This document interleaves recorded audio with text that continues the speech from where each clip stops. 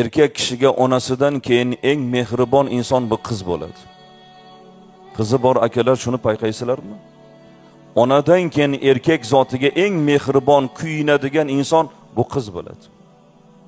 Ben shu gapni gapirsam, bir do'stimiz aytadilarki, to'g'ri qor aka. Kichkina qizcham kelib qo'ynimga o'tirdi-da, barmoqchalari bilan soqolimni oqini sanay boshladi. Yugurib turib onasini qo'yniga borib o'tirib, adamning soqolini oqi 17 ta bo'pti deb turib, meni soqolimni oqini sanab yurgan ekan deydi. Ota uchun eng ko'p suyunadigan ham shu qiz. Ota uchun eng ko'p kuyinadigan ham shu qiz.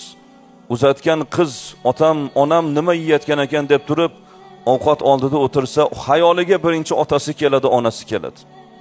Qizinglardan bitta so'rab ko'ringlar, ona qizim, kaftingizni ochib Allohdan birinchi nimani so'raysiz deb bitta so'raylar. Qiz duo qilsa, birinchi otasini duo qiladi. Keyin onasini duo qiladi. Keyin boshqalarni duo qiladi.